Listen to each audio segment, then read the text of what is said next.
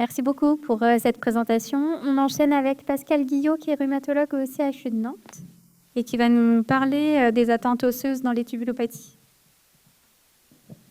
Merci beaucoup, c'est un plaisir d'être ici. Merci Lucille de m'avoir conviée. Merci Gwenaëlle de m'avoir conviée aussi. Donc, je suis rhumatologue et la rhumatologie, c'est un peu large. Mais plus spécifiquement, je m'intéresse un petit peu à l'os, mais pas du tout à l'os de la mâchoire, rassurez-vous.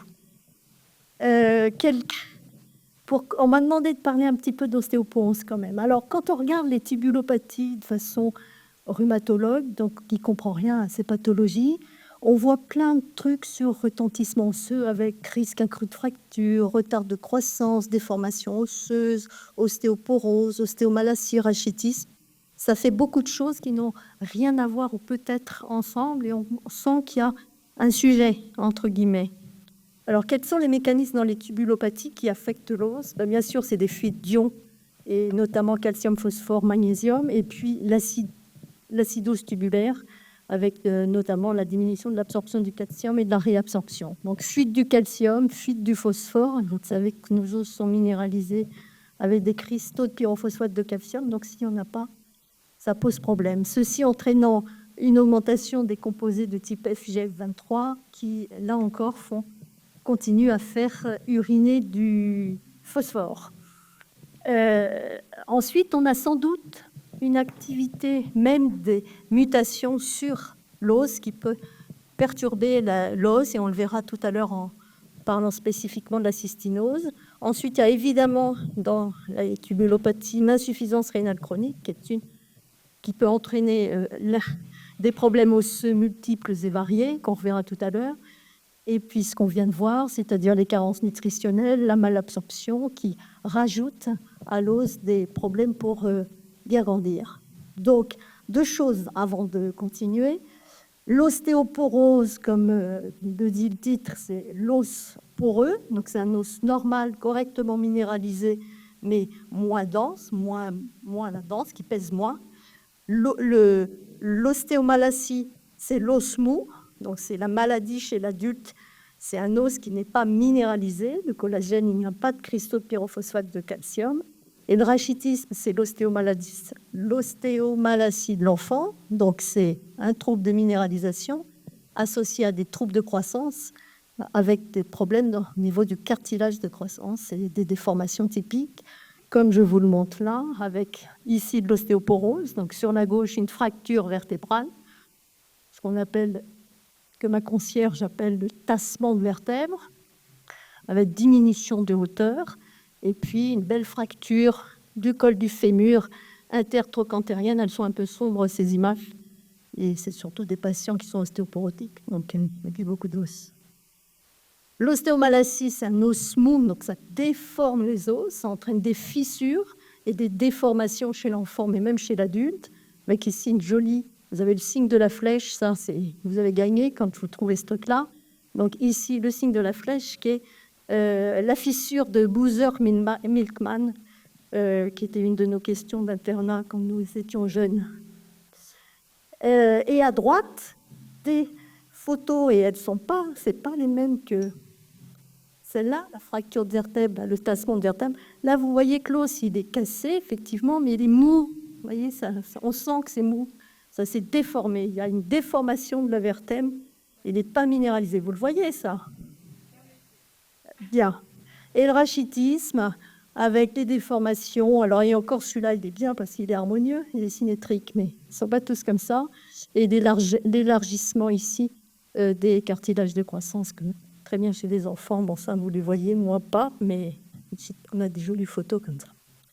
Ne pas oublier des fractures périphériques, et notamment les fissures. Alors, on peut fissurer quand on est ostéoporotique, notamment quand on court trop et quand on a un os fragile. On peut se fissurer des métatarses, par exemple. Mais on peut se fissurer aussi, on l'a vu tout à l'heure avec la fissure de Boozer-Milkman, quand on a une ostéomalacie. Donc, l'osmo, ça se fissure parce que les pressions exercées, notamment sur les fémurs, ça entraîne ces fissures. Donc, attention aux fissures qu'il faut savoir repérer parce que les douleurs sont... Là, il y a des douleurs pour le coup. Là, il y a des douleurs. Et les tubulopathies, et notamment tous ces rachitismes hypophosphate hyperphosphaturiant, pardon, qui c'est le phosphore, là, les gens viennent en consulte avec des fissures et avec des douleurs diffuses. Alors, 2 mots, parce qu'on ne va pas refaire un cours d'os, mais en gros, vous avez un truc qui vous soutient qui s'appelle le squelette, qui est composé à 85% d'os cortical, donc de l'os solide, des tubes assez solides, et puis d'os trabéculaire, 15%. Lui est très vascularisé, donc communique beaucoup avec le sang, donc avec les hormones. L'os est composé donc de matrices extracellulaires, la matrice osseuse qui est essentiellement du collagène, la triple hélice avec les parties N-terminales et C-terminales, ça il faut vous en souvenir pour tout à l'heure. Des protéines non collagéniques, dont l'ostéocalcine, vous pouvez le mettre dans un coin de votre tête, vous connaissez ce truc-là. Et puis la partie organique minérale qui est donc composée de cristaux de pyrophosphate de calcium.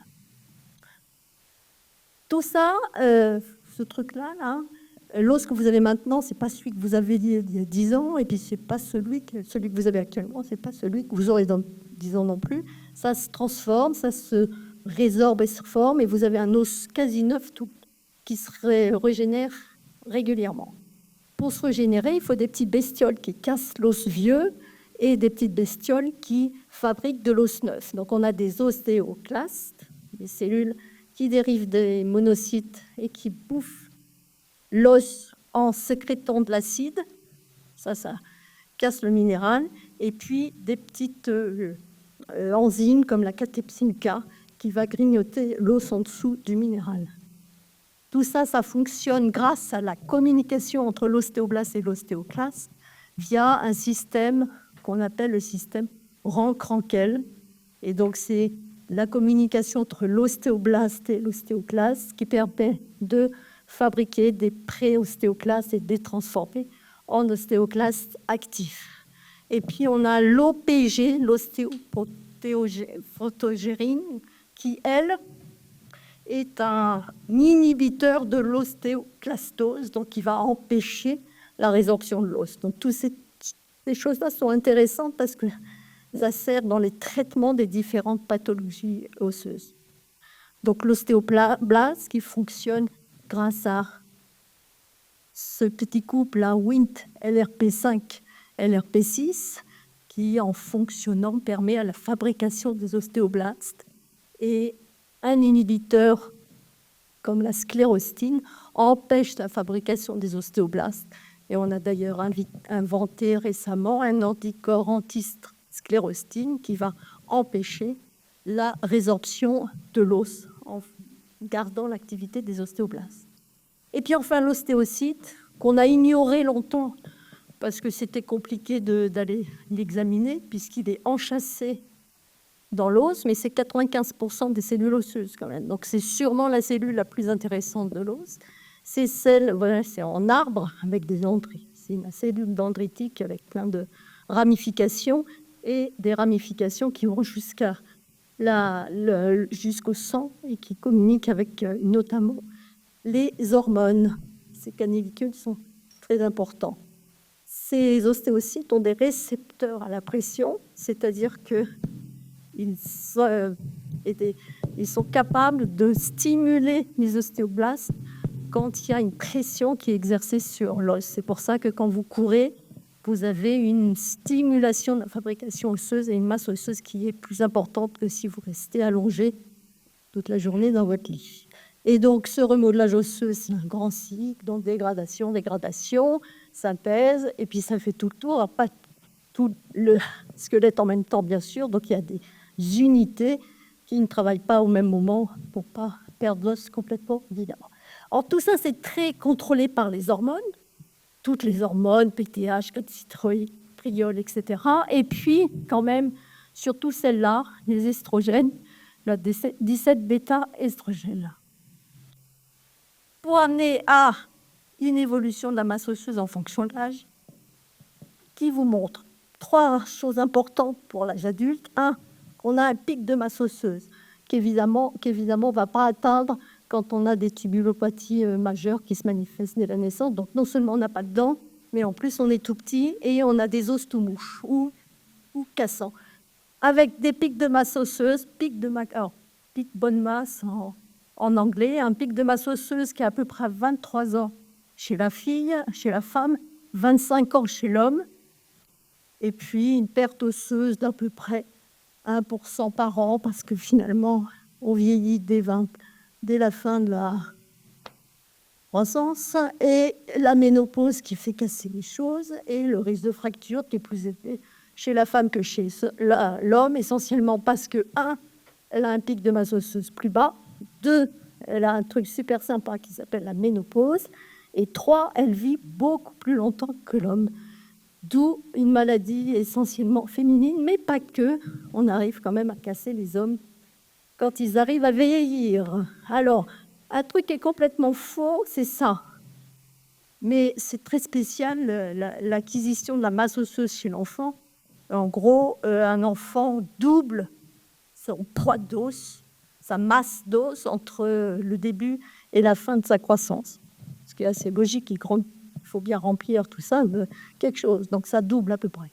Et donc la courbe est quasi plate entre 0 et 5 ans. Et puis il y a un énorme pic jusqu'à la fin de croissance. Et puis ça continue à monter un petit peu jusqu'à 23-25 ans. Donc vous voyez, on peut encore gagner de l'os après 20 ans.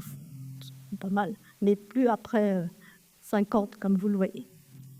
Alors, donc c'est carence en estrogène, âge tout court, et puis un truc qui vous intéresse bien sûr, donc ménopause d'estrogène, ça ne vous intéresse pas. En revanche, ça vous intéresse, c'est-à-dire qu'avec l'âge, on absorbe moins bien le calcium, et donc on augmente un peu un truc qui est sympa, qui est la parathormone, qui va aller chercher le calcium là où il est, c'est-à-dire dans les os, et donc faire un peu d'hyperclastose. Ensuite, non seulement on mange moins de calcium, mais en plus on synthétise moins bien la vitamine D. À exposition égale au soleil, une peau de vieille comme la mienne, là, ça gagne beaucoup moins de vitamine B. Une peau de jeune, je ne montre personne. Et donc, il faut le savoir, ça. Et évidemment, les crèmes anti-mélanome malin empêchent la vitamine D d'être synthétisée. Donc, il faut faire un choix. Alors, tout ça pour continuer sur les facteurs de risque de l'ostéoporose. Donc, vous avez compris que femme et âge, c'est déjà pas terrible. Ménopause, âge de la ménopause. Si vous avez une ménopause à 40 ans, à 30 ans, à 25 ans, ça existe, ça s'appelle l'IOP.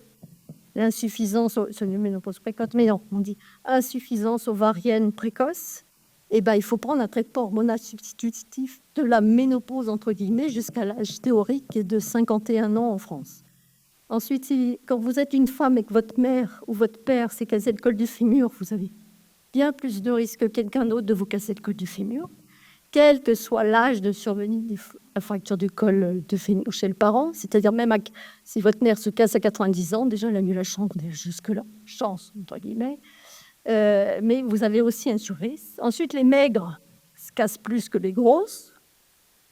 Ceux qui ne bouffent pas du tout de calcium, parce qu'il y en a, hein. Vous avez parlé des régimes exclusifs, c'était gentiment dit. Bon, on rame là, hein, on rame. Alors, moi, j'étais moins exigeante, les 1200, là, depuis qu'on met la vitamine D au-dessus de 30. J'étais moins exigeante que 1200, mais je vais peut-être faire plus gaffe, mais bon. Je me contente de 900 ou 1000 mg par jour. J'ai peut-être tort. L'immobilisation très prolongée, si vous passez 3 semaines en réa, vous perdez à peu près 30 à 40% de vos os. Donc bon, c'est pas une très bonne idée de rester allongé longtemps. Les ethnies, ça, j'en parle pas parce que c'est compliqué. On n'a pas beaucoup de courbes de référence ailleurs que dans les pays soi-disant évolués. Ensuite, si vous avez des règles pas correctes, donc on est chez la femme là, évidemment, ça ressemble un peu à l'anorexie et il peut y avoir des problèmes osseux. La maladie inflammatoire chronique, en fait, en rhumato, on connaît 2 trucs, l'os, et encore, ça intéresse que 5% des rhumatologues, et la polyarthrite rhumatoïde. Donc, on se parle un peu quand même parce qu'on est dans les mêmes services. Donc, on connaît très bien l'os de la polyarthrite rhumatoïde, et effectivement, la polyarthrite rhumatoïde en elle-même déminéralise indépendamment des corticoïdes qu'on leur donnait, parce qu'on n'en donne pratiquement plus. Et évidemment, les corticoïdes, c'est pas très bon pour l'os. Et puis, toutes les endocrinopathies qu'il faut arriver à éliminer avant de conclure à une ostéoporose simple. Et puis, vous avez diverses affections génétiques qu'on ne comprend pas bien. L'ostéogenèse imparfaite, l'hémochromatosis, enfin, on ne comprend pas bien. On s'entend, hein. La mastocytose et bien sûr la tubulopathie. Tout ça pour vous dire que vous êtes en droit de dépister l'ostéoporose chez vos patients et qu'il faut le faire. Alors, qu'est-ce qu'on a comme moyen pour évaluer l'os de nos patients? On a la BO, la biopsie osseuse. Bon, alors non seulement c'est un peu barbare, parce qu'il nous faut 2 corticales, donc on les prenait là, hein, dans la cardiaque, et puis il faut des gens qui sachent interpréter les biopsies osseuses. Or, il y en a plus, donc enfin, il y en a 1 ou 2 encore en France. Donc bon, en gros, on essaie, et pourtant c'est le gold standard encore pour beaucoup de choses, dont l'insuffisance rénale chronique quand même. Bon, non, mais on fait plus. On fait plus. Pourtant, enfin bon, on fait plus. Ensuite, il y a la densité minérale osseuse par absorption biphotonie. Donc ce truc-là, on le fait beaucoup. Après, tout le monde n'est pas tout à fait capable d'interpréter. Et là, on va à des échecs cuisants. Ensuite, il y a la biologie, on va le revoir. Et puis, on parlera des marqueurs de remodelage osseux qui ne sont absolument pas indiqués dans la prise en charge de l'ostéoporose post-ménopausique, notamment, mais qui sont d'un intérêt grandiose, en fait, pour plein de choses. Donc, on en parlera. Et puis, Lucille m'a demandé de parler du FRAX et du TBS. Donc, j'en parlerai. Alors, la mesure de la densité minérale osseuse. Alors, c'est très, très gentil comme examen. On allonge les gens un peu plus dévêtus que ça sur une table. Nous, on est assis effectivement à côté. Alors, c'est des rayons X hein, quand même, mais on n'est pas protégé. Il paraît qu'on risque rien. Bon, je vous dirai ça quand je ferai mon cancer induit. Et donc, on est devant la machine et on nous sort des jolies images de mesures, par exemple au rachis lombaire, avec une courbe de référence qui ressemble un peu à ce que je vous ai montré tout à l'heure, mais il n'y a pas le côté pédiatrique, ça commence à 20 ans. Et puis le truc super rassurant, là, ici, là, c'est la norme. Vous voyez que l'âge, c'est pas terrible quand même pour l'os. Bon, voilà. Et ce patient est là, c'est-à-dire pas terrible. C'est très rouge. Alors, juste pour vous sachiez réfléchir pour un résultat de densito, ça s'exprime en écart type par rapport au pic de masse osseuse. Donc, on compare les vieilles et les vieux aux jeunes. Ça commence mal, hein. Mais c'est évidemment comme ça qu'on peut démontrer qu'il manque de l'os. Parce que si vous me comparez à mes congénères de cette grande année de 66, bon, forcément, on est toutes basses. Donc, si on se compare entre nous, on est tous dans les choux et on est toutes fracturaires. Bon. Donc, T-score, écart type par rapport au pic de masse osseuse. Sauf chez l'enfant où on parle en Z-score, donc écart type par rapport à l'âge. Et là, se pose le problème des retards de croissance, etc. Donc, c'est compliqué encore plus d'interpréter une densité osseuse chez un enfant. On pourra en parler si vous voulez, mais je n'en parle pas précisément là. Alors, pourquoi on fait ce machin-là? Parce que quand même, c'est, heureusement, intéressant pour évaluer le risque ostéoporotique et surtout le risque fracturaire du patient. Et donc, on a un gradient de risque aussi bien chez l'homme que chez la femme très bien démontré à partir de 50 ans entre le T-score et le risque de fracture, avec une augmentation exponentielle du risque avec la diminution de la DMO. Et quand on évalue la relation entre DMO et risque fracturaire, elle est à un temps donné. Je fais une densito à mon patient, je ne peux pas prédire son risque fracturaire dans 20 ans. Je le prédis pour les 5 à 10 ans, et encore 10 ans c'est un peu loin, pour les 5 ans qui viennent. Donc ça c'est important aussi à garder en tête. Alors ça tombe bien parce que, ou pas d'ailleurs, mais le JO du 30 juin 2006 a enfin permis, permet de rembourser, que la CPAM rembourse l'examen, puisque jusque-là, jusqu'en 2006, c'était payant, l'ostéodensitométrie. Maintenant, ça l'est, mais sous certaines conditions. Mais vous allez le voir, on arrive quand même à s'en tirer. Donc, dès que vous avez un facteur de risque, et donc vos patients sont dans un flou artistique, mais ils y sont, Dès qu'on a un facteur de risque, quel que soit l'âge et le sexe, donc un garçon de 20 ans qui a une hyperparathyroïdie, vous le passez sur la machine, c'est remboursé. Encore, il n'y a pas que les vieilles dames qui ont droit à leur ostéo. Donc c'est remboursé en cas de facteur de risque, et a fortiori, c'est remboursé en cas de survenue de fracture pour traumatisme mineur. Un traumatisme mineur, c'est se casser quelque chose en tombant de sa hauteur. Et donc, si on découvre une fracture vertébrale sur une radio, ou si on a une fracture périphérique sans traumatisme majeur, et ben, on a le remboursement aussi. Et puis, chez la femme qui a un parent cassé au col du fémur, on a une indication supplémentaire. Ça coûte 39, enfin, la CPAM rembourse 39,96 €, donc 40 €. Alors, quand j'ai ça, là, je ne conclus pas ostéoporose. Alors là, c'est à 70 ans, donc ostéoporose postménopausique ou ostéoporose. Je ne sais pas. Ce que je sais, c'est que le poids d'os que j'ai estimé là est bas. 3 d'os, et l'os, c'est du minéral et c'est du collagène, d'accord, de la matrice osseuse. Donc, pour confirmer que c'est bien une ostéoporose, je dois faire un bilan biologique. Et c'est là que je vérifie le calcium, le phosphore, l'anime, l'électrophorèse pour être sûr que ce n'est pas un myélome multiple, parce que le myélome déminéralise, ou même avant ça, le pic monoclonal. Je vérifie ma fonction rénale, je vérifie mon taux de vitamine D, qui pour le coup est rarement dans les normes, la parathormone, la TSH, des phosphatases alcalines pour éliminer les maladies rares du type hypophosphatasie. Et puis, si j'ai des signes cliniques évocateurs, je vais regarder le coef de saturation pour éliminer une hémochromatose, ou je vais faire un cortisol livre urinaire pour éliminer un QCHI. Bon, ça, c'est uniquement si j'ai des signes cliniques ou une orientation par le médecin qui m'envoie le patient. D'accord ? Et puis, pour vous quand même, la calciurie à jeun, ou moi j'aime bien les 24 heures, mais je sais que... Voilà, la calciurie à jeun.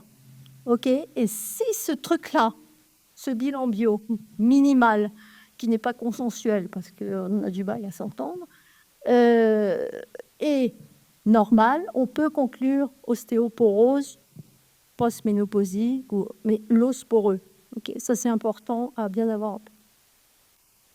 Quelques mots sur les marqueurs de remodelage osseux. Alors, on est capable, et bien mieux maintenant qu'il y a une trentaine d'années, d'évaluer la formation de l'os et la résorption de l'os avec des marqueurs osseux. Les marqueurs, il y en a différents. Donc, pour la formation, on avait l'ostéocalcine, on a la phosphatase alcaline osseuse, que moi, je fais encore beaucoup, et puis on a le P1NP qui peut se faire et qui est remboursé, qui n'est pas remboursé en ville, non, c'est pas vrai, qui n'est pas remboursé et qui est surtout utilisé dans les études, dans toutes les études de ostéoporose multivissieuse. Pour la résorption, donc l'ostéoclaste, on avait la désoxypyridinoline, qui était un truc qui est une protéine de pontage dans le collagène, qui est donc un moyen de vérifier que le collagène se dégrade. On fait surtout maintenant le cross-lapse, le CTX. Il y a eu des dosages de NTX à une époque, mais on l'utilise plus. Donc, actuellement, c'est essentiellement les phosphatases alcalines osseuses, le P1NP pour le côté formation, et puis le CTX pour le côté résorption. Alors, qu'est-ce qu'un bon marqueur de remodelage ? Idéalement, il faut que ce soit spécifique du collagène, on sache qu'il se dégrade.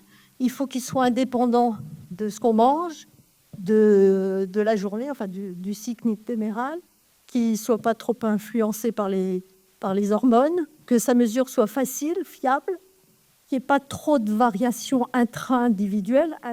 À la limite inter, on s'en fout un peu, mais au moins intra-individuelles, qui soit bien corrélé avec les modifications de la masse osseuse, parce que s'il n'a pas de corrélation, ça n'a pas d'intérêt, et que quand on traite, il y ait une réponse au traitement et qu'on puisse voir quelque chose. En pratique, notamment le CTX, c'est très nité. Ça varie beaucoup avec la résorption et la formation. Et comme on résorbe la nuit, comme vous l'avez dit, et qu'on veut le choper au plus haut, il faut absolument doser ce marqueur le matin à jeun au lever, avant 8 heures.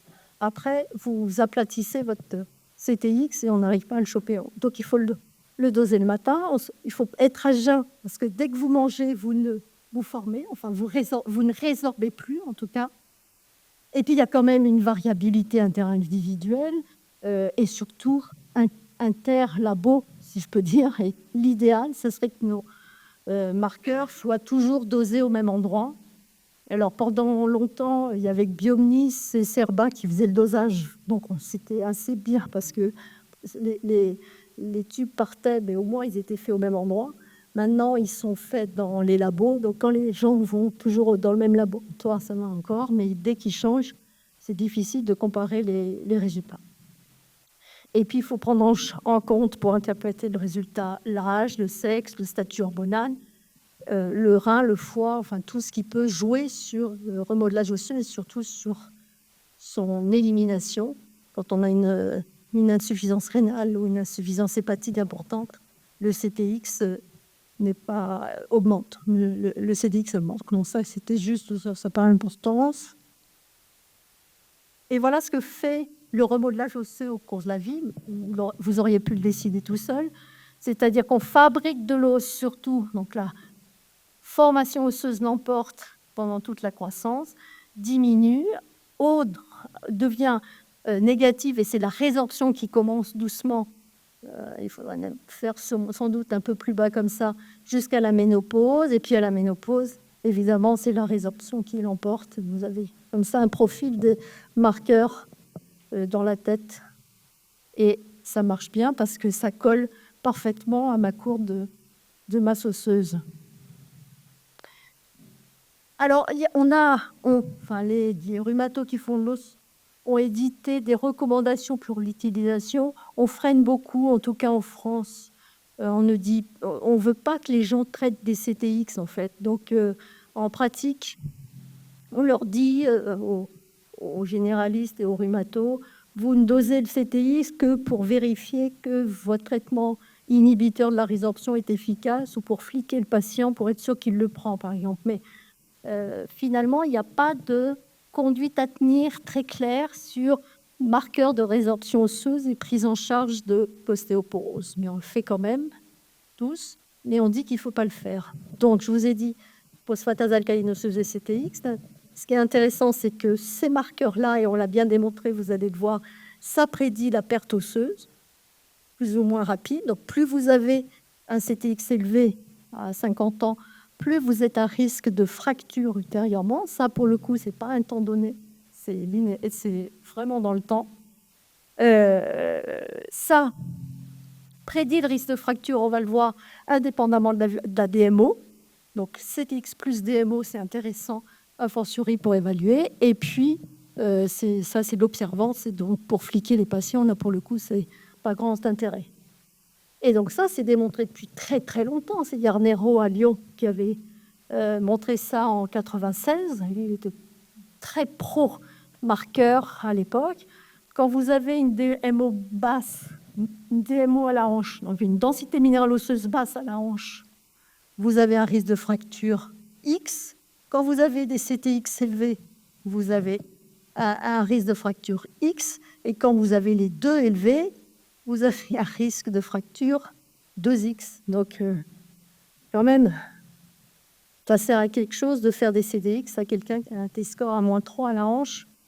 Pas à -3 on traite, mais à -2 à la hanche pour essayer de confirmer qu'on a intérêt à traiter. Et ça, c'est juste pour vous montrer que les CTX répondent beaucoup. Alors, j'ai mis le mot bisphosphonate sur une plaque, mais que quand on donne un bisphosphonate au patient, ça diminue son marqueur de remodelage de façon énorme. Ça, c'est un bisphosphonate qu'on ne donne plus.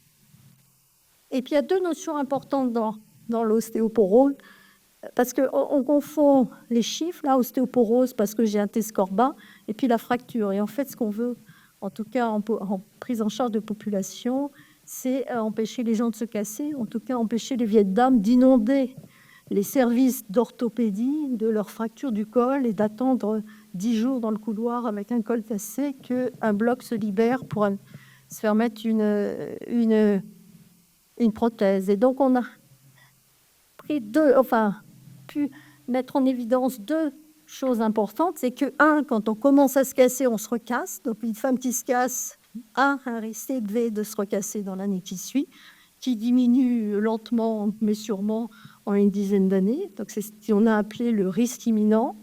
Et deux, on a parlé de concept de fracture sévère, c'est-à-dire de fracture dont on sait que le pronostic vital, quand elles surviennent, est diminué. Alors après, vous avez tous une grand-mère, une tante ou autre qui est morte dans l'année qui a suivi sa fracture de l'extrémité supérieure du fémur. Donc ça se savait, mais on sait que ça tue de se casser. Et des 4 fractures sévères qu'on a prises, c'est la fracture du col du fémur, la fracture du col huméral, un peu discutable, la fracture de vertèbre, bien sûr, et la fracture du bassin, qui est une fracture de très vieille dame en général, qui a déjà vraiment plus beaucoup d'os du tout. Alors, que faire si j'ai une fragilité osseuse au sens là? Donc, on l'a vu un petit peu tout à l'heure, donc je vais aller très vite. Calcium, vitamine D, protéines. Calcium, donc 1200 si je suis une vieille dame ou si je suis enceinte. Les enfants, vous voyez, c'est bon. C'est tableau, je pourrais vous le donner. On a de l'auto-questionnaire de Fardelone, bien sûr. Fardelone qui est un rhumato, qui est le patron d'Amiens et qui avait fait sa thèse là-dessus.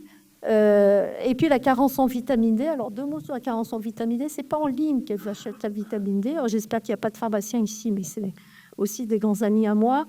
C'est la pharmacie de Paris, pour ne pas la nommer. C'est-à-dire qu'on entre dans cette pharmacie, vous avez des colonnes de trucs. Mais alors, c'est que du pipeau, hein, voilà. Et vous avez la colonne, moi qui l'effraie chaque fois que je suis obligée d'aller dans ce truc-là, mais qui monte, qui est plus grand que moi, c'est pas très difficile, mais voilà, qui monte à 2 mètres. Et vous avez vitamine D, 3000 unités par gélule. Et là, vous vous dites, punaise, parce que 3000 unités par gélule, si vous en prenez une un jour sur 2 ou une par jour, ça va. Mais si vous en prenez 3 par jour, et effectivement, quand on vous dose la vitamine D, en consulte, vous êtes à 100, 120 nanogrammes par millilitre de vitamine D. Or, notre norme sup que j'ai pas lue, c'est plutôt 60. Quoi. Alors après, à 100, c'est pas forcément très grave, sauf s'il y a petite hypersensibilité, on peut quand même avoir une petite hypercalciurie et des petits problèmes de ce côté-là. Et 2 mots quand même sur les recommandations. Enfin, on dit qu'il faut donner de la vitamine D à nos enfants. Et notamment, alors les pédiatres le faisaient depuis longtemps, mais il n'y avait pas de recommandation. On en donne à nos enfants, notamment quand ils sont malades. Et l'adolescence, le rachitisme par carence en vitamine V chez l'adolescent, moi j'ai travaillé là-dessus en 93.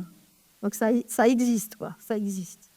Évidemment, plutôt dans la Seine-Saint-Denis que en Loire-Atlantique. Et enfin, activité physique, exercice physique, évidemment. Plus, je vous ai dit les récepteurs, là, donc plus on bouge, mieux c'est. Il ne faut pas rester avachi devant sa télé ou devant... Bon, ça, c'est banal. Mais ça marche, il y a plein d'études sur le sujet, ça marche très bien. Alors, 2 mots sur le Frax. Le Frax. Non, mais il faut parler des choses dont on ne se sert pas. Le Frax, c'est un outil qui a été inventé. En fait, le problème, c'est que je vous ai parlé de la densité, je vous ai parlé des marqueurs, mais c'est pas si facile que ça à doser, c'est compliqué à interpréter, des facteurs de risque, mais depuis 30 ans, on essaie de trouver une équation qui nous dirait si vous êtes femme, ça vaut tant, si vous avez plus de 60 ans, ça vaut tant, si vous faites un IMC à 18, ça fait tant, et on met tout ça et on dit votre risque de fracture du col, il est tant dans 10 ans. Mais on est incapable de trouver un truc comme ça. Mais en tout cas, l'idée était de faire ça.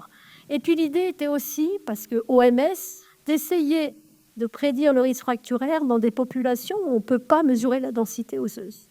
Donc dans les pays autres que la France et les États-Unis, entre autres.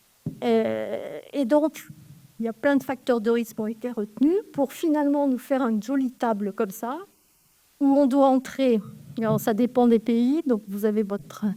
Là, j'ai mis français, puis vous voyez, ça sort en anglais, comme quoi on est à l'abri de rien. Et donc, où vous devez mettre l'âge de la patiente, du patient, au sens générique, si c'est un homme ou une femme, son poids, sa taille pour IMC, si c'est déjà cassé, parce que si vous êtes déjà cassé, vous êtes à risque de fracture, mais on ne sait pas quand, vous voyez. C'est peut-être une fracture il y a 20 ans. Bon. Si le parent s'est cassé la hanche, si vous fumez, pas bien. Si vous mangez des corticoïdes, pas bien non plus. Si vous avez une PR, on connaît la PR, donc on la met. C'est-à-dire penser que les PR se cassent plus. Donc tout ça, c'est des facteurs de risque choisis un peu au hasard. Ostéoporose secondaire, donc peut-être les vôtres, et puis l'alcool. Et puis on mouline tout ça, et on nous sort un chiffre pas un chiffre, un pourcentage de risque de fracture dite sévère, enfin fracture majeure, on appelle ça, à 10 ans. Bon, ben voilà. Et alors on ne s'en sert pas. Mais on dit aux gens qu'il faut le faire, on dit aux généralistes qu'il faut le faire. C'est toute l'ambiguïté, c'est qu'il n'y a aucun rhumatologue en France qui utilise ce truc-là. Ouais, aucun. Et puis on compare, alors voilà, je vais au bout de mon truc, on compare au risque de fracture majeure. Il y a en plus, je crois, le poignet dans celle que je vous ai citée tout à l'heure comme sévère. Et donc, à 60 ans, par exemple, on a un risque de fracture majeure dans les 10 ans de 6%. C'est sympa, hein? Ouais. Et à 85 ans, 35%. En même temps, vous n'êtes pas sûr d'atteindre 95. Mais voilà. Et donc, ce frac, il vous sort un pourcentage et vous le posez là. Alors, si vous, à 65 ans, vous êtes à 15%, ah ouais, quand même. C'est plus que la population générale. Et cette courbe, ce n'est pas la population générale française, c'est les Anglaises, celle-là. Mais on utilise des trucs des Anglais. Bon, c'est comme ça. On n'est pas aussi... Enfin bon, voilà. Alors, à quoi ça pourrait servir? On ne sait pas. Enfin, en tout cas, personne n'utilise. Non, mais c'est juste pour réfléchir. Quand vous avez une ostéodensitométrie avec un T-score bas, vous regardez la femme que vous avez devant vous. Et si elle est à risque, si elle est maigre, si elle a une hyperthyroïdie, si elle boit de l'alcool, si elle fume, vous savez qu'elle est à risque. Mais vous pouvez, si vous n'arrivez pas à questionner votre patiente, entrer les données dans le truc et le mouliner. Et voilà. Donc, effectivement, quand vous avez les facteurs de risque en plus, vous avez plus de risque de fracture. Bon, donc on ne l'utilise pas. Ensuite, il y a ce machin-là. Le TBS, Trabecular Bone Score. En français, ça donne score de l'os trabéculaire. C'est un machin payant. Hein, il y a un Suisse qui a inventé ça. C'était intéressant comme idée. C'était d'essayer, à partir de la densité osseuse, d'essayer d'estimer la qualité de l'os et le côté morphologique et d'essayer de prédire le risque fracturaire en rajoutant ça à la DMO. Alors, il y a des gens qui l'utilisent, pour le coup, nous on la passe sur notre machine. En pratique, c'était censé être une évaluation micro-architecturale, donc pourquoi pas remplacer la biopsie osseuse, mais en fait, ce n'est pas la micro-architecture, c'est peut-être de la texture et encore. Et quand je reviens en arrière, quand je mesure tout ça, je ne mesure pas que ma vertèbre, je mesure aussi tout ce qui est cortical en arrière. Hein. Il y a les épineuses, il y a les lames, enfin bon, donc ça, c'est bien que ce n'est pas ostéoporotique. Ils ont quand même réussi à montrer que les gens qui ont des fractures de fragilité ont un TBS plus bas que les autres.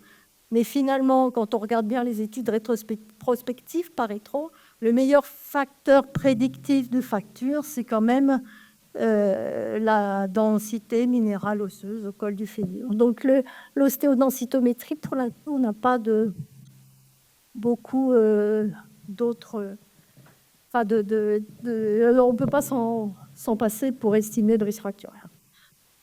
Alors, j'ai fait mon bilan biologique, là, tout à l'heure. Donc, je dis ostéoporose parce que mon bilan était normal, peut-être une carence en vitamine V. Maintenant, si ce n'est pas normal, et c'est évidemment le cas dans les tubulopathies, c'est que ce n'est pas une ostéoporose. En tout cas, ce n'est pas qu'une ostéoporose. Et ce n'est pas qu'une ostéoporose, c'est que peut-être il peut y avoir un problème de minéralisation qui peut évidemment être dû à un apport alimentaire insuffisant, qui peut être dû à une malabsorption, et pour vous, un problème de filtration glomérulaire et surtout de réabsorption tubulaire, en sachant que pour mon os, pour que je le minéralise correctement, il me faut quand même que je lui apporte 300 mg de calcium par jour et 300 mg de phosphate par jour.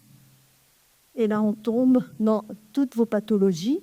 Et puis, il y a évidemment l'insuffisance rénale qui se greffe à votre tubulopathie avec l'ostéoporose, l'hyperparathyroïdie, l'ostéomalacie et éventuellement l'os adynamique. Pas là-dedans, mais l'os adynamique. Et on est super avancé, mais c'est super compliqué dans ces cas-là.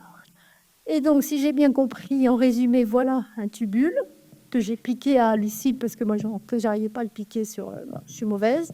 Et avec toutes les pathologies qu'on a vues. Et donc, c'est surtout celles-là là, qui peuvent donner même des problèmes osseux.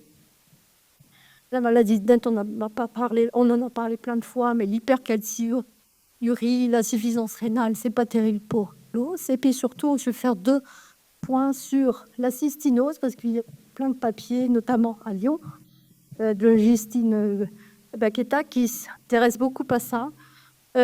Donc, il y a l'acidose tubulaire rénale, il y a la fuite de phosphore, donc il y a à la fois un côté rachitisme, ostéomalacie, et puis un côté ostéoporose, et puis problème de croissance, bien évidemment. Donc, c'est des enfants qui cumulent toutes les causes de problèmes osseux.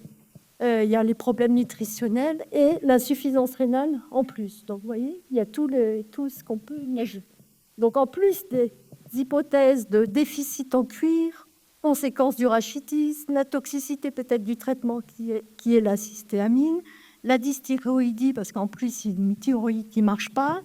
On a, à Lyon notamment, regardé ce qui se passait chez les souris qui étaient invalidées en Xienne là. Et en fait, ces souris, or, ce ne sont que des souris et nous ne sommes pas des souris, mais elles n'avaient pas de perte rénale de phosphate et elles n'avaient pas d'insuffisance rénale, mais une ostéoporose sévère et un retard de croissance.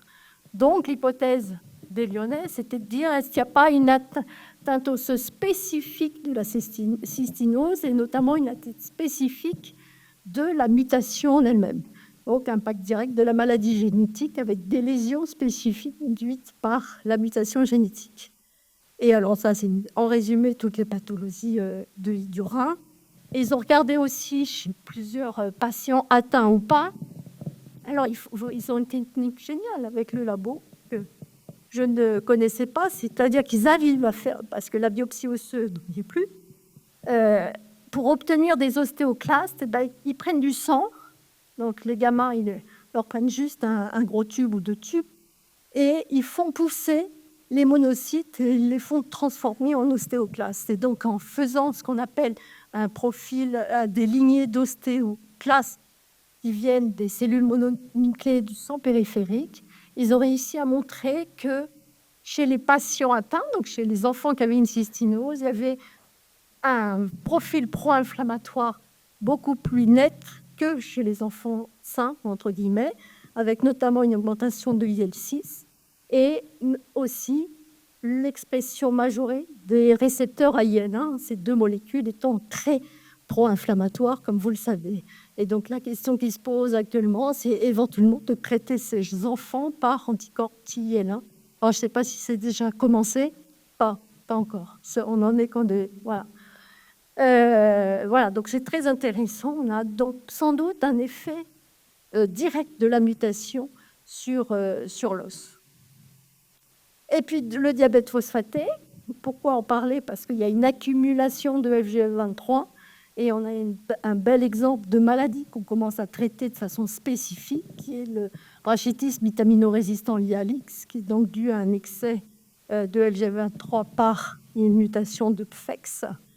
Et ça agit sur la réabsorption du phosphore. Donc, c'est vraiment un rachitisme, vous le connaissez mieux que moi, qui donne un problème de croissance osseuse. Et donc, chez les enfants qu'on traite par anticorps anti-FGF23, donc eux, ces enfants ont du mal à pousser, donc vraiment un rachitisme, et donc on obtient des normalisations du phosphore.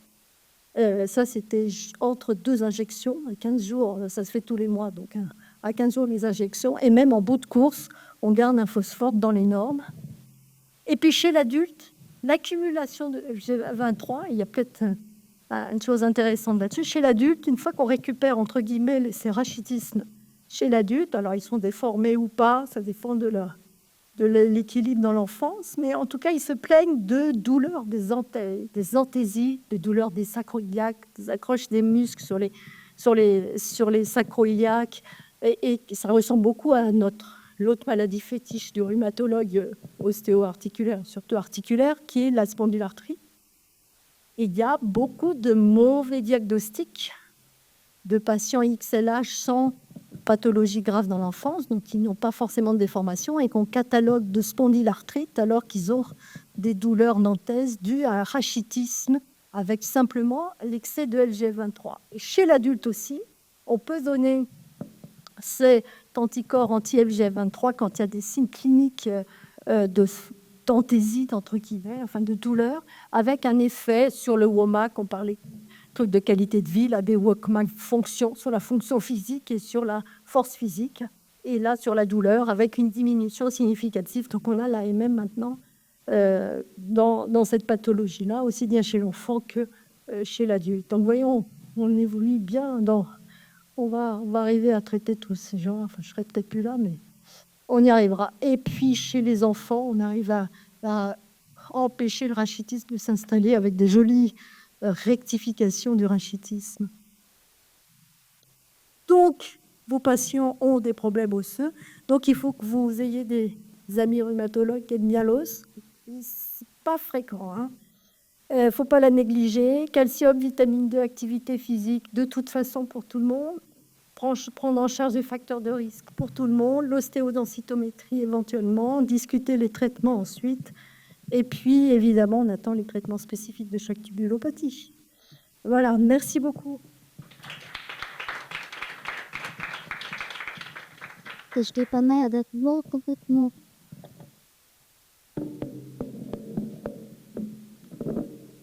Merci beaucoup pour cette présentation très claire. On va rassembler les questions des 3 derniers topos. Je ne sais pas s'il y a des questions dans la salle ou sur le chat.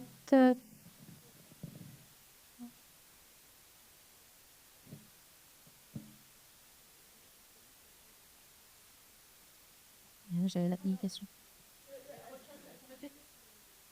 Oui, alors la question c'est à quel âge on peut commencer à faire une ostéodensitométrie chez un patient, notamment en pédiatrie, à quel âge ça vaut le coup Oui, ça va.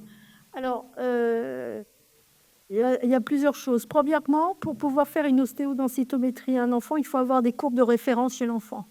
Je vois de multiples ostéos faites ailleurs, sans résultat parce qu'il n'y a pas de courbe de référence. Donc, enfin bon.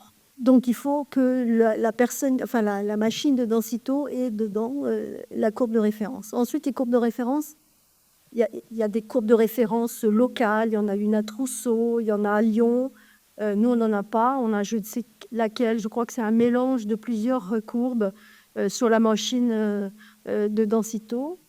Donc il faut la courbe. Ça, c'est la première chose. Ensuite, il faut le meilleur site chez l'enfant, c'est absolument, enfin le rachis sans doute, l'école du fémur pas du tout, donc on n'a même plus de courbe de référence pour les écoles, et c'est surtout le corps entier, parce que quand même un enfant à 6 mois, il n'y a pas beaucoup d'os, donc il faut quand même pouvoir mesurer quand même quelque chose, donc il faut pouvoir faire un corps entier, donc il faut que l'enfant supporte de rester pendant 5 minutes sans bouger. Donc la limitation, elle est surtout là. Et finalement, on arrive à faire des ostéos avec des enfants sages ou très abîmés à partir de 3 ans. Je ne veux pas encore en faire endormi parce que je ne pense pas que ça en vaille le coup. Et puis après, il faut interpréter les densitos. Et alors là, bon courage, parce que même si vous avez des courbes de référence, quand vous avez des retards de croissance, des enfants qui ont des retards de puberté, etc., c'est très compliqué. Donc c'est un métier en soi.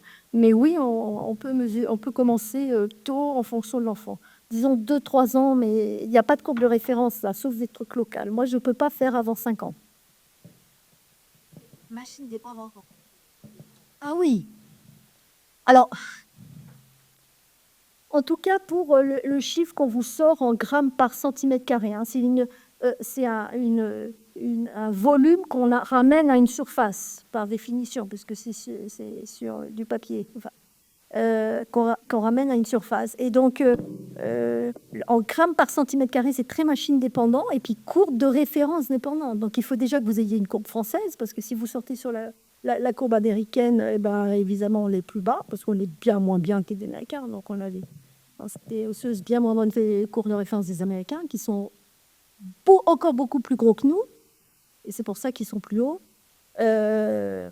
Mais le T-score, ça dépend plus de la courbe, quand même, de la courbe de référence. Et le problème, c'est qu'on n'a pas forcément tous tout à fait la même courbe de référence. Mais maintenant, il y a 2 machines à peu près sur le marché. Donc, mais c'est difficile, effectivement, de faire d'essayer d'interpréter l'efficacité d'un traitement sur une machine, alors que l'ostéo initiale a été faite sur une autre. Tout à fait. Bon. Le comparatif est impossible. Merci. Et est-ce qu'il y a d'autres questions? Voilà, ah bah, Lucille, attends, je te passe le micro. Ça. Petite dernière pour Isabelle, justement, pour faciliter de mes questions ici, parce qu'on a pas mal de patients qui nous disent qu'ils sont pas forcément bien pris en charge pour leurs dents. Et je sais jamais si c'est moi qui ai mal fait la prescription ou s'il y a des petites choses à faire. Enfin, voilà. Qu'ils soient bien pris en charge pour leurs soins dentaires, et est-ce que c'est bien du 100%? Alors, en fait, tout dépend. Tout à l'heure, on en parlait de l'origine de la problématique. C'est-à-dire que si c'est parce que le patient se brosse pas les dents, on est sur une tubulopathie acquise, hors problème phénotypique, systémique et tout ça, eh ben non. En fait, c'est lié juste malheureusement à un mauvais brossage de dents, mais ce qui est débile, puisque vous le disiez tout à l'heure, il y a la fatigabilité, la complexité du parcours de soins et tout ça. Mais la sécurité sociale, elle estime que là, c'est plutôt... alors, c'est pas du tout le cas, mais elle va estimer que c'est une forme de négligence, en fait. Contrairement, par exemple, à la mélogénèse imparfaite qui est liée au Claudine, où là, il y a une expression phénotypique de la situation et il peut y avoir une prise en charge adaptée avec, si on a des problèmes d'implanto plus tard, des choses comme ça, on peut demander des prises en charge. Mais d'où l'idée du centre de compétences ou de référence pour monter les dossiers aussi. On en a besoin. Ouais. On avait fait des focus group à Lyon sur les patients XLH. Et la première chose qui était sortie, c'était essentiellement des femmes dans ce groupe d'adultes. C'était les problèmes dentaires, avec des devis dentaires absolument colossaux qui n'étaient pas du tout pris en charge.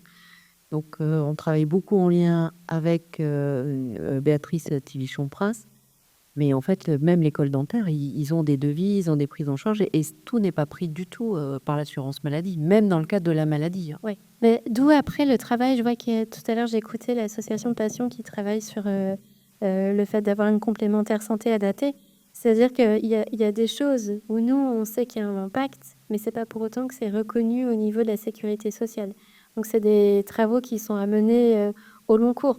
Même par exemple, pour les problèmes de gencives, où on sait que les traitements parodontaux sont nécessaires pour la sécurité sociale, il y a quasiment peu ou pas de remboursement.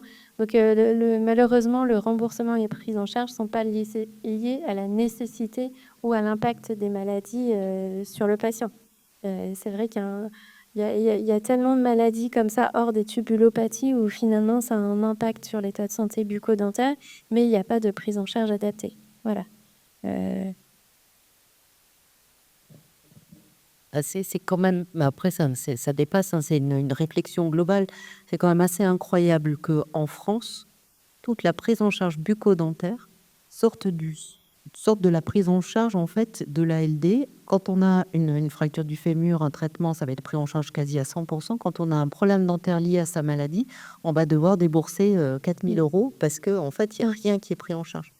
Et pourquoi, en fait, les soins dentaires sortent autant du champ de remboursement de la sécurité sociale? C'est une sacrée discussion. Je pense qu'il y a plein de facteurs. Hein. Déjà, on a une discipline qui est arrivée très tardivement dans le milieu médical. Avant, on n'était pas considérés comme justement des soignants. Je rappelle que c'était le maréchal Ferrand, les bourreaux, des gens pas du tout médicaux hein, qui faisaient tout ce travail-là. Donc, on est arrivé finalement dans l'histoire de la médecine et la prise en charge des patients vraiment tard. Et après, on traîne ce retard. Là, moi, je suis heureuse hein, qu'on soit en train de travailler entre néphro et odonto, mais il y a encore des disciplines où il n'y a pas du tout de considération on va dire, de cet entre-là. de cette nécessité aussi de ce confort de vie qui est capital, parce que quand on a des difficultés d'alimentation et qu'on n'a plus de dents, ben, c'est pas possible. En fait, ça rajoute, c'est un surhandicap. Donc voilà. Et je pense que on n'a pas du tout la même vision que certains pays en Europe où on est dans le préventif. On est encore dans une forme de curatif. On est aussi, alors ça arrive tout doucement là depuis cette année, mais où c'était moins cher entre guillemets, d'arracher une dent et de mettre un appareil amovible que de se dire oh ben non, on va essayer de conserver la dent. Donc ça, c'est quand même fou. C'est de se dire qu'on préfère enlever un organe plutôt que d'essayer de le maintenir en bonne santé. Donc c'est sûr qu'il y a pas mal de choses où on marche sur la tête, comme on dit. Voilà. Mais je pense que il faut pas baisser les bras. On sait qu'il y a des combats qui sont compliqués. Parce qu'on part sur des choses qui sont différentes par rapport à d'autres pays, mais il faut surtout pas renoncer. En fait, les choses, elles évoluent quand même, tout doucement, mais elles évoluent. Il y avait 0 prise en charge pour les amélos, il n'y avait pas de prise en charge pour l'implanto, il y a des choses qui n'existaient pas et qui avancent. Alors, elles avancent trop doucement à notre échelle d'humains, d'individus, mais il faut penser aussi aux générations futures. Et on sait que les combats qu'on mène maintenant, elles ne nous serviront pas forcément, mais c'est pour avancer pour plus tard. D'où aussi notre rencontre de prise en charge précoce, d'avoir cette conscientisation, d'orienter vers des praticiens adaptés. Voilà, on est sur ce système-là. Mais je trouve ça, en effet, profondément injuste. Voilà. Moi, ma spécialité, c'est quand même les patients en polyhandicap et en difficulté de coopération. Ils sont pas en capacité. Voilà, de maintenir leur hygiène bucco-dentaire. Ils ont plus besoin d'implantologie, mais pour eux, il n'y a pas de remboursement. Voilà. Et ça, c'est profondément injuste.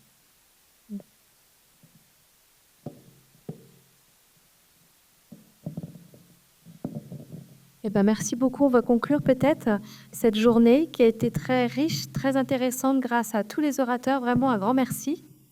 Merci à vous d'être restés malgré ce retard pris au cours de la journée, mais je trouvais que la parole aux associations, c'était aussi important. Donc voilà, merci à tous. Que vous dire si vous voulez venir demain, c'est vrai qu'on est déjà un peu complet au niveau des patients, mais peut-être vous en entendrez parler par vos propres patients s'ils participent ou en présentiel ou en distanciel à la journée. Et puis... Ça vous a plu, on essaiera de refaire une autre année thématique. Un grand merci à vous. Et bon retour pour ceux qui viennent de loin.